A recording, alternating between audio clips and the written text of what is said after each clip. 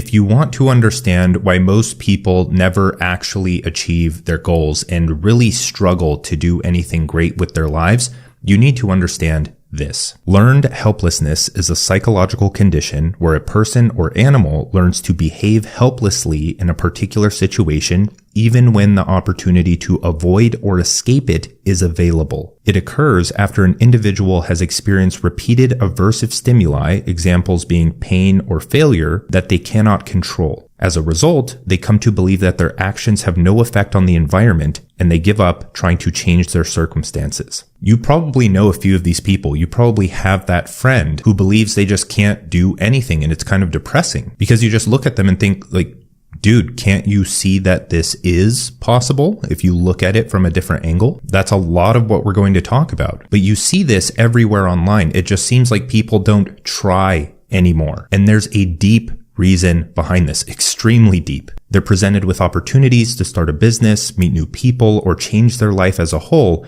and their unconscious, automatic, and programmed response is, sounds like a scam.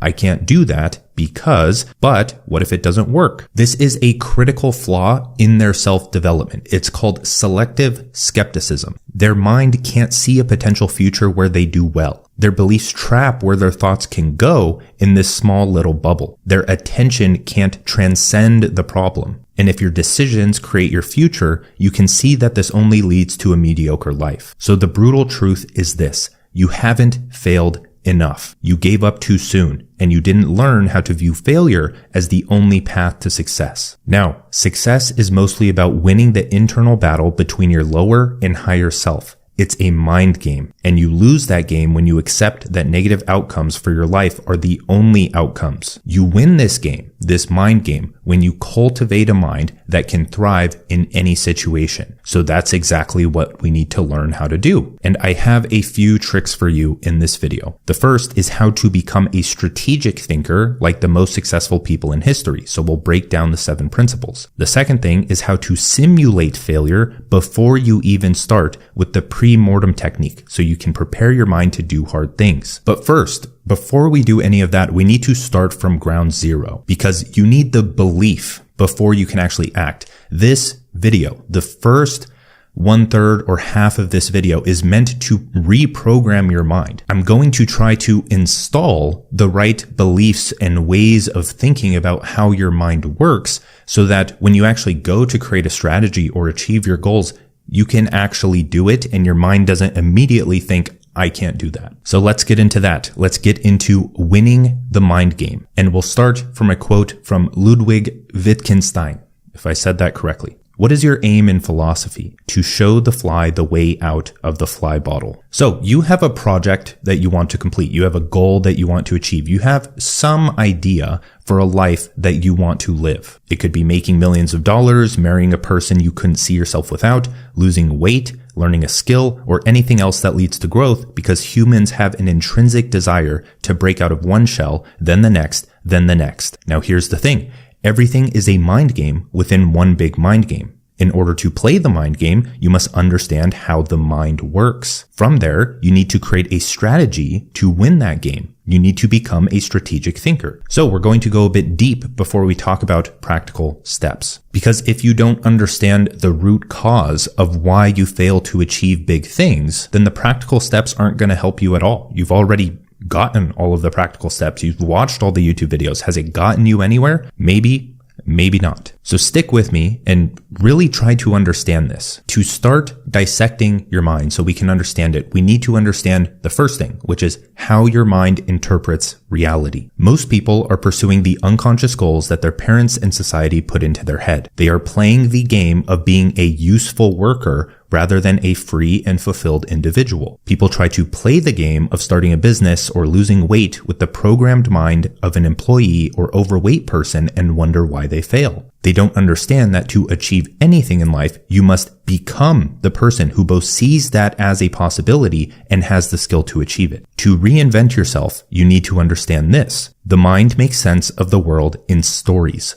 A story or game provides the mind with a frame to maintain order and clarity. It gives you fulfilling steps to take toward the end goal. And if you don't understand the story you are living out or the game you are playing, you can't make sense of your place in the world. You lose purpose. Entropy ensues and you get lost in chaos. How your mind interprets reality is largely dependent on your identity, or who you are. And your identity is a web of ideas and goals and beliefs and values that act as this mental filter. And as we'll discuss in a few minutes, there are 9 stages of ego development, and each of those stages kind of comes along with goals, beliefs, and certain things that occupy your mind as you grow through them. So a lot of the times when you are just starting out in self-development or any kind of development, pursuing anything more in your life, your identity wasn't created by you. It was created by your environment, by your parents, society, the culture you grew up in, maybe the religion you grew up in, or the things you grew up watching on TV or the news. And we'll learn how to overcome that. But for now, you need to understand that the mind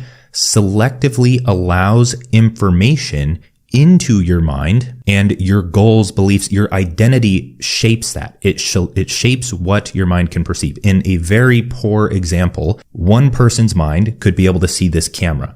Another person's mind wouldn't be able to see this camera, but you can think of that as information. Obviously, you can probably see this screen right now, but the words coming through, some people are just missing the point completely of what we're talking about here, and they're going to continue to miss the point because their identity and how they interpret the information doesn't land in their head. You notice information that helps you achieve your goals. You notice information that aligns with what's important to you or your values. You notice information that confirms your beliefs. So 2 different people at completely different levels of development with different goals can both read the same book or watch the same video and come to completely different conclusions about it. The thing there is that those conclusions, what you get out of something, is then used to make decisions. And those decisions compound into a life of success or failure, because your choices create who you are. You make more choices, that creates who you are, that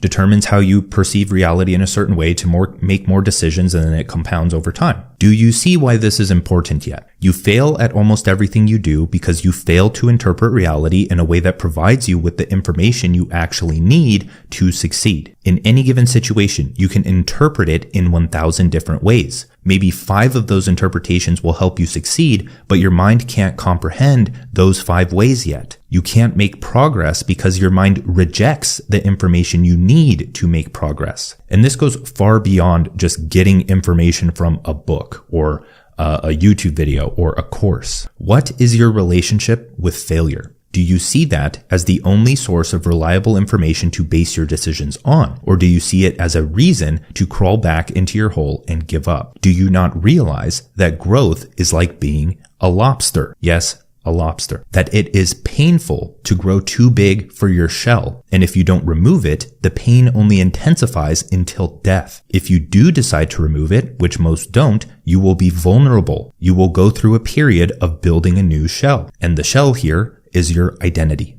by the way. Almost all of your pain, insecurity, and lack of progress boils down to you being trapped in the shell of your lower self that is doing everything it can to stay the same. You refuse to open your mind or remove your shell so you can actually see that a better life is possible. Now, your identity isn't some set in stone thing that you were assigned at birth along with your name. It's a living, breathing, and evolving entity. You aren't helpless. You've just learned to be. So now we understand how the mind interprets reality on a surface level. But now we need to understand how to reach a new level of mind. How do we adopt these new goals, these new values, these new beliefs so that we can interpret reality in a new, expanded way to notice more information that helps us actually achieve the things we want to achieve? So here, there are 9 different stages of ego development, ego, identity, self. We're going to consider those synonymous for now. It's your interpretive filter for the world. It's your storytelling engine. It's how you make sense of the world. But this is a concept by Susan Cook-Greuter, The 9 Levels of Ego Development. It's one of her research papers. So the first 3 stages fall within the pre-conventional category. There's 3 categories. There's pre-conventional, conventional, and post-conventional. So in the pre-conventional, there's symbiotic, impulsive, and opportunist. But we're not going to go over these because most people grow out of these stages by the age of 10 to 12. In these stages, you're just dependent on others to fulfill your basic needs. There's no distinction between self and other. You just think others are there for you to fulfill your needs. That's about 5% of the population. Now, the conventional stages is about 75 to 80% of the population. So most people that fail to achieve the things they want in life are within these conventional stages. The first is the conformist stage, where your identity is defined by your relationship to a group, like high school students focused on popularity or Bible thumpers who never question their beliefs. Conformists base their decisions around what the group does and obey authority. Now, this isn't limited to high school students or Bible thumpers. It's limited to people who just conform to the group and can't think for themselves. The next stage is the expert stage. So these are skill-centric engineering types or the average scientist. They are good at tackling complex problems and working on tasks, but they're bad at identifying if they are working on the right task, or they're also bad at shifting their focus once they realize they're working on the wrong tasks. And usually this is because they are still chained to a specific ideology or belief system from their past that they were conditioned into. The next stage is the achiever stage. So this is the quote unquote pinnacle of development for the Western world. You can think of it as self-help and business-focused people who want to make a lot of money and achieve a high level of status. So 80%, I would say, of educational content on YouTube or any kind of social media is focused on this. Even if the YouTubers like Alex Hormozy aren't solely, if they don't have to be the same level of mind as you, but when they're teaching how to make money, and you're going to them out of this stress and survival to attain some high level of status rather than some deeper meaning behind it, which there's nothing wrong with this, right? Everyone goes through these stages. Everyone pursues status at some point. Everyone pursues vanity at some point. You go to the gym for vanity and stay for the therapy. So this isn't bad. It's just good to understand these so you can identify, okay, I'm here and there is something more, and I can reach another level. And at that level, there's a better life waiting for me. You can identify these people, the people in the conventional stages of development, by just talking to them. Because when you talk to them, it's like they're kind of regurgitating religious beliefs, or it's like you're talking to a TV or a mainstream news channel, or you're like, haven't I heard all of this before in like one of those popular self-help books? That's how you can kind of identify who they are. The main characteristic here is they haven't developed the ability to expand beyond a popular worldview and think for themselves. So it's like monkeys copying other monkeys, and you fail at achieving the goals you want to achieve because you expect that monkey who achieved what you expect to be able to do the same exact thing as them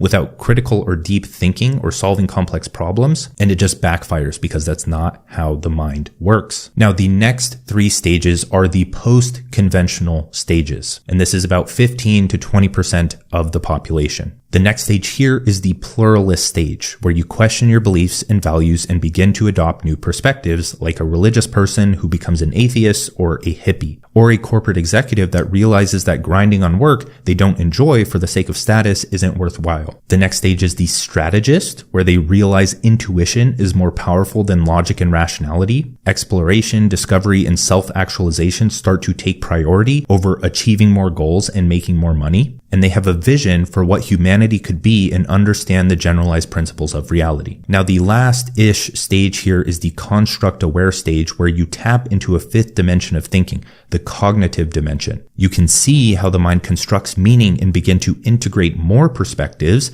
and you think from a more abstract layer. Now, the final and bonus stage is the unitive stage, which is about 1% of the population. And just for the sake of brevity, I would recommend that you go and research that yourself to see what it's all about. Now, the point here is that at each level of development, your mind interprets reality according to the goals, beliefs, etc.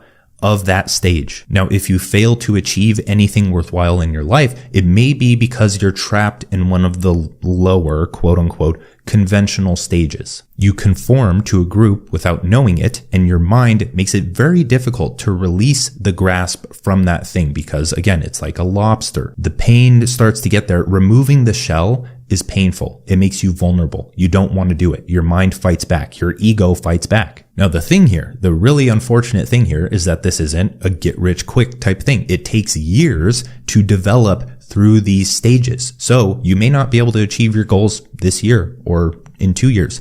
It takes a while to reach the pluralist, strategist, and construct-aware stage that kind of allows you to view situations from multiple perspectives, to pull the best information in and make the right decisions. So the question here is, even if it takes years, it can be accelerated. Ken Wilber actually found, I believe it was through research. Either way, go research Ken Wilber, read his books. It'll change your life. But he found that the simple act of meditation, 15 minutes of meditation a day or more, drastically increases how fast you can improve through these stages. So that's step one to going up, is just meditate more, practice mindfulness, dive into that domain. But aside from that, how do you move up? How do you increase your level of development? So we've learned how the mind interprets reality. We've learned the levels of mind. And now the third thing is that mistakes are the only source of truth. So there are two types of growth. There's horizontal and vertical. Horizontal growth is expanding within the level of development you are in. You are learning, acquiring skills, and acquiring knowledge. Now, vertical growth is transcending to a new level after a period of struggle, pain, or wrestling with your own beliefs to the point of needing to adopt a new perspective to view the struggle from a new light so that you can overcome it. It's like Einstein said, or supposedly said, that you can't solve a problem from the same level of mind that created it. You have to transcend. And if you don't, you're stuck with that problem and you won't achieve the polar end of a problem, which is a goal. So the key to growth is just that, a continuous self-education, skill acquisition, and not numbing yourself from the pain or problems that spring up as you get further in. You increase your level of development by making mistakes, realizing them, not ignoring them or suppressing them, but leaning into them and self-correcting toward the evolving string of goals you are trying to achieve. Now here's the main problem. Most people try and try and try just to fail and fail and fail because they try to match someone else's map to their territory. Courses, books, podcasts, teachings, advice. They don't realize that these things are maps. They are guides, not truth. They are useful, but only if you understand that they are nothing but a candle off in the distance that guides you through a dark room. They do not determine the direction of your steps or if you stumble into a pit of snakes. Further, you do not have access to someone else's state of mind. You do not have access to how they perceive the world. You do not have their same exact identity. So this leads to one crucial and counterintuitive realization. Mistakes are the only source of truth, not the thoughts in your head, not the advice of a billionaire. Failure is the only teacher that is absolutely 100% tailored to your situation. Failure has a signal to noise ratio of 100:1. But you hate failure. You let it rule your life. You ignore it and dig your head into more courses, books, and podcasts. Everything you learn that is not derived from mistakes is derived from theory. It is derived from a map. It is but a conjecture formed through the interpretation of mistakes made by another person. And that leads to the question, how do you make better mistakes in the right direction and learn from those mistakes in a way that leads to success? And lastly, for the end of this video, how do you fail before you even start so you can start learning immediately? So now you understand the mind, you understand growth, you understand how you perceive the world, which is extremely important for now becoming a strategic thinker and creating a strategy for your future. So we'll start with a quote from Lawrence Friedman. Strategy is not a lengthy action plan. It is the evolution of a central idea through continually changing circumstances. And that's just the thing. Most people's lives are mediocre due to a lack of strategic thinking, because most of them aren't in the strategist stage, that 6th, 7th level of mind. But you don't have to be there to create a strategy. You can do that. You can create a strategy to get to any of those stages. Now, successful people, on the other hand, are highly strategic. They don't just let life happen to them. They reject the default path they were assigned. They choose the game they want to play, both for their ideal life and the games that allow them to get there. They become the person that can win that game through skill acquisition and learning. So to win any game that you choose to play, you need a strategy. Now, for all of this, I'm going to be speaking, but on the screen, I'm going to be filling out a template/worksheet for creating your own strategy. So again, you can download that with the link in the description. And if you decide to use Cortex for your note taking, your second brain, for saving external highlights, for capturing ideas, for writing, for whatever it is that Cortex can help you with, if you download the desktop app on Mac or Windows and you press Alt or Option C, what that will do is open up a floating chat window. So as you're watching this video, you can take notes inside of there, or you can press Option D and that opens up a floating note. This has been one of the features that people really like about Cortex. So you can open up the strategy document floating, next to you as you go about watching this video. So now the first thing you need is strategic intent. You need direction. You need a new goal from which your mind perceives the world. So first, think of everything that you hate about your current life. The job, the body, your routine, how you feel. Start somewhere. And then second, think of a few potential possibilities for your future life. Starting a business, being fit and energetic, living out your ideal day. Now don't dwell on this and write a few things down and continue. Choose the macro game you want to play. Now, the point behind step 1, the first pillar of strategic thinking, which is strategic intent, is to just create an aim, an overarching filter, something to work towards. And this starts to frame your mind to notice the right information in alignment with that intent, so you pick up the right information. You aren't just going about learning certain skills blindly. Your intent frames what you learn. Go watch the last video on how to learn anything 10 times faster than anyone to understand this better. The second step is self-analysis, because you need to understand yourself so that you can work with your strengths and overcome your weaknesses. Because with this, your identity clearly isn't serving you here.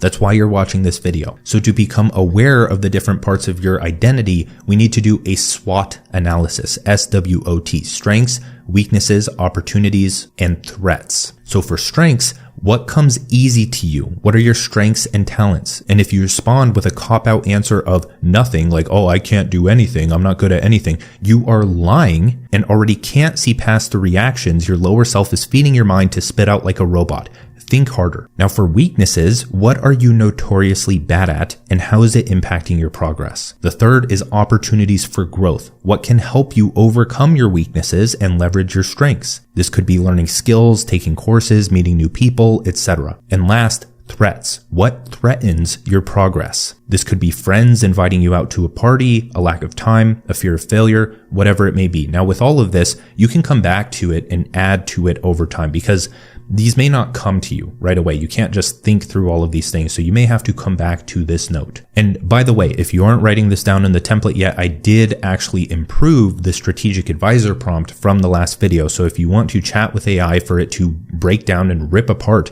your entire strategy, you can pop that into an AI tool as well and just ask it for feedback on your entire strategy, so you can go to that chat all the time and share your progress, and it will help you overcome blocks and give you clarity on what to do next. And here's an example of what this prompt spat out to me when I told it I wanted to build an audience. So it gets pretty granular and very clear on what you need to do. It's very helpful. Now, the third step after understanding yourself is just strategic preparation. So the question is, how do you change your identity so that you act on your strategy with ease? And you start by immersing yourself in a completely new environment. You change the books you read, the information you consume, the people you follow, and everything else to reflect the goal you are trying to achieve. You open your mind to new perspectives and allow them to challenge your beliefs of what's possible. So delete most of the apps on your phone. Unfollow most of the people you follow. Buy 3 new books. Cue podcasts to listen to on a walk. Invest in resources to learn the skills you need to learn. Have pre-written messages that declines your friends' invitations to go out. Anything that does not align with your goals is by definition a distraction. You need an environment that is solely conducive to you achieving your goal. Now, step 4 is concentration of force, because we understand ourselves, we have the direction we want to go, we don't have any distractions around us, and we're ready to learn. So now we need to focus our energy on the goal. And as we discussed in the last video, the only way to actualize a goal is to build a real world project. That's the only way to learn as well. So a project is a vessel for making mistakes and overcoming those mistakes in a structured way. So you write down 3 to 5 projects you could build to achieve the goal. You choose the highest leverage project that has the most advantageous outcomes, and you map out the 3 to 5 priority tasks you can do on a daily basis to make progress on the project. So an example of this, if you're trying to quit the job you hate, then a project related to that is maybe building a personal brand or starting a weekly newsletter or just starting a business in general. It doesn't have to be content creation related, but social media is like the highest leverage thing right now. That's where you attract people to your work. So I have to toss it in here, but if you want to learn how to write in a way that builds an audience around your skills or interests, then check out 2-Hour Writer. So now we have a way to channel everything that we have into just daily execution. So step 5 is that. Disciplined execution. So you need to replace your old routine with a new one. because you probably fell into your current routine without knowing it. And if your actions create your future, you are falling into a future without knowing it, and it's probably not one you'll care about. So you execute your 3 to 5 priority lever moving tasks for 1 to 2 hours in the morning or 1 to 2 hours at night. I think this should happen in the morning because I personally don't think that anyone is a night owl. Everyone is bound to their circadian rhythm. And by staying up extremely late, that disrupts your health more than you could ever know. Feel free to go down the circadian and light health rabbit hole. If you were to wake up and go on a walk in the sun every day and get more sunlight, you would be a morning person. Then next, everything you do throughout the day should fuel your work. What you read, what you scroll, your conversations, going on walks instead of distracting yourself, eating well. The only thing on your mind should be strategizing how to overcome obstacles of the game. And this will become seamless once we create a pre-mortem soon. Now, step 6 isn't really a practical step. It's more of a mental step. It's adaptability, because a strategy is like everything else in life. It is not static. It evolves with feedback. You need to be able to identify when things aren't working, go back to your strategy, and experiment with something new. And remember, mistakes are the only source of truth. Experimentation is how you make mistakes. Thus, experimentation is the only way to achieve what you want in life. It's going to be uncertain, because anything that is certain isn't a mistake. It's not the source of truth. If it's certain, it's the map or theory of someone else. Now, step 7 is another unpractical step, kind of a mental step, where you need to study the general principles of both the strategy you're trying to execute and reality in general. Now, to get started on the reality portion, I would recommend studying the philosophy of mind or Hermetic philosophy. So read the book, The Kabbalion, for just the 7 laws of the universe. Just dive down that rabbit hole as well, because those are like the fundamentals of reality in general and what's allowed. But to achieve mastery in what you're doing, you repeat the boring fundamentals. You live in a plateau for the most of your life, and most people try to escape that plateau by numbing their mind with cheap pleasures or cheap stimulation or food or scrolling on their phone, and then they get trapped there in that plateau. They never continue to make upward progress slowly because they want to achieve rapid progress really fast. So you master the fundamentals. When you are learning a skill or you're doing your priority tasks in the morning, those are usually the basics, just done with taste and style. So you need to continuously study those, refine those, practice those every single day. For something like writing a newsletter or a social post, it's the hook. A lot of people fail in this regard, and I see them fail because they start off by following the fundamentals and the principles of good writing,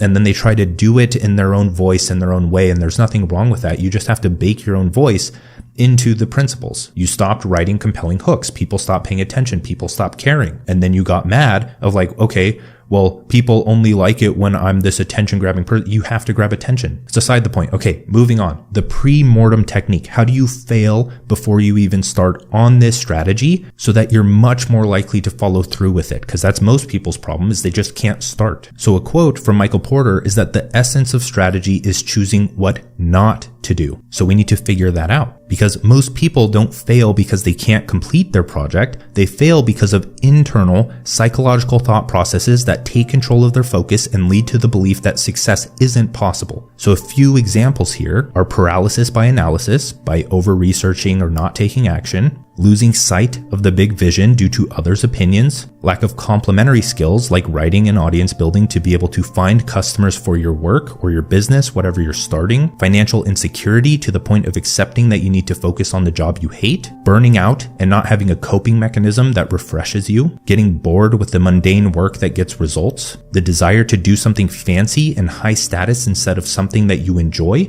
or gets you out of your situation. Because the thing here is that when you're in the middle of a project, when you're deep in it, you're stressed, when you're stressed, your mind narrows further. You're kind of temporarily regressed into a lower state of yourself. It's like we go over those 9 stages of ego development, and you can be in the highest stage. You can be construct aware, unitive, master, mystic. But when your head is stuck in a bucket of water and held there, you're going into survival mode and you're going to kick and flail like an old caveman that's pinned by a beast. And that's kind of what it's like being in the middle of a project. You're so consumed by the project. So the best way around this, or at least to help with this, is the pre-mortem. A pre-mortem is a strategic thinking tool that identifies failure points in any project before it even begins. So here's what you do. This is also included in the worksheet, and I'll also show screen recordings on the screen of me filling it out. The first thing is to imagine spectacular failure. So visualize your strategy failing horribly. What does it look like, and where does your life end up? This is like the anti-vision that I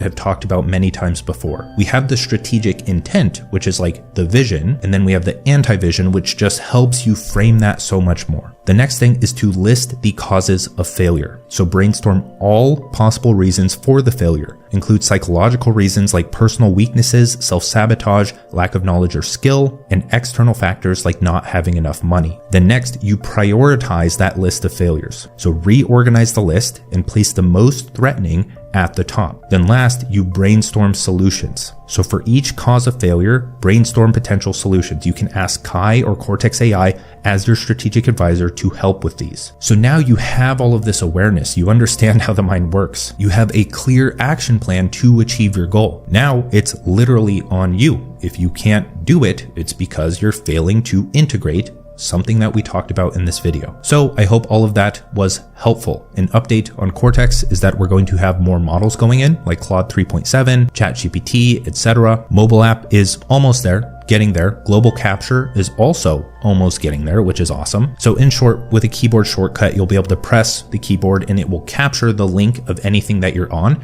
automatically transcribe that to your workspace. So you have anything that you'd want to learn, all of your writing, all of your ideas in one place that you can reference and synthesize with AI. So think of it as both an AI-powered note-taking and bookmarking tool, but it's actually useful because you can go back and find those bookmarks and use them for anything that you create. So like, subscribe, let me know if you enjoyed this video. You can also find 2 Hour Writer or One Person Business Launchpad with the links in the description. Thank you again.